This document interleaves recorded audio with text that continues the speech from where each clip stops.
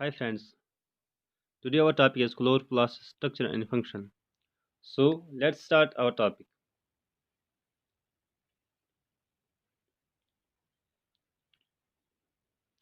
Chloroplast. The term chloroplast is derived from the Greek word chloros means green and plastos means molded. So chloroplasts are the sac-like structures which are present in the cytoplasm of plant cells and some protista.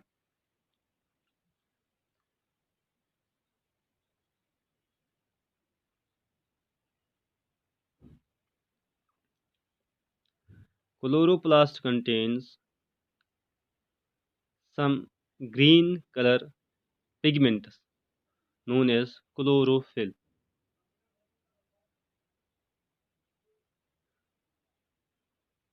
The shape of the chloroplast is generally spherical or lens shaped, but it may shape it may vary that it may be cup shaped or net like. The number of chloroplasts may be 20 to 40 per cell, but it may also vary, and the diameter of the chloroplast is 3 to 10 micrometer.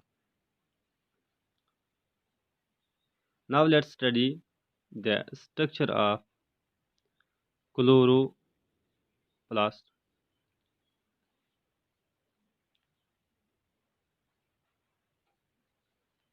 The chloroplast is double membrane structure. It is made up of it is bounded by two membranes, the outer membrane and the inner membrane.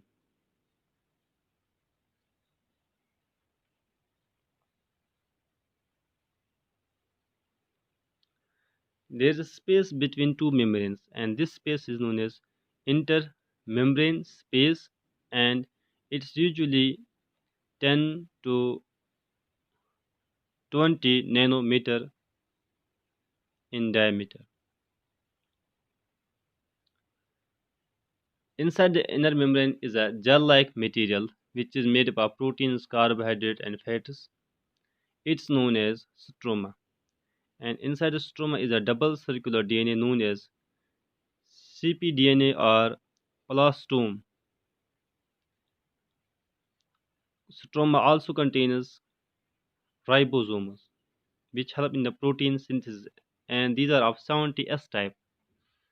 Stroma contains sac-like structures. These sac-like structures are known as thylakoids, but thylakoids are arranged in piles or in a stalk, and each pile or each stalk of thylakoids is known as granum, and many such granum are known as grana. The two granum are connected by a membrane known as fat membrane or intergranal membrane or stroma lamella. If we look inside the thylakoid,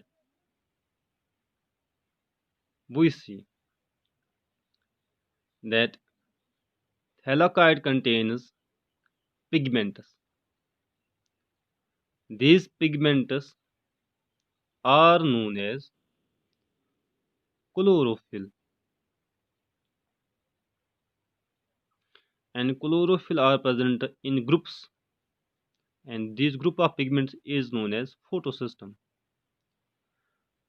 Thylakoid is the site of light reaction, and the stroma is the site of dark reaction.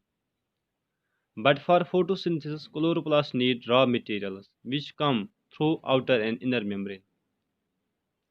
The outer membrane is permeable to small molecules, and for rest of the molecules, it contain a pore-like structure in the outer membrane.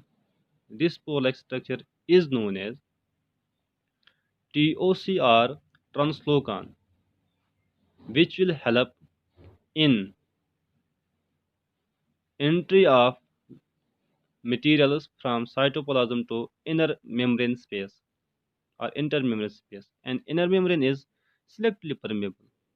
It also contains a pore-like structure in the membrane known as TIC or translocan, which will help materials to pass from intermembrane space to stroma, while from they will go to thylakoids and will be used in the in the light direction. Stroma also contains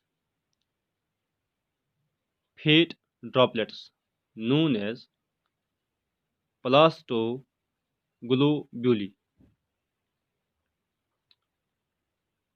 Let's now study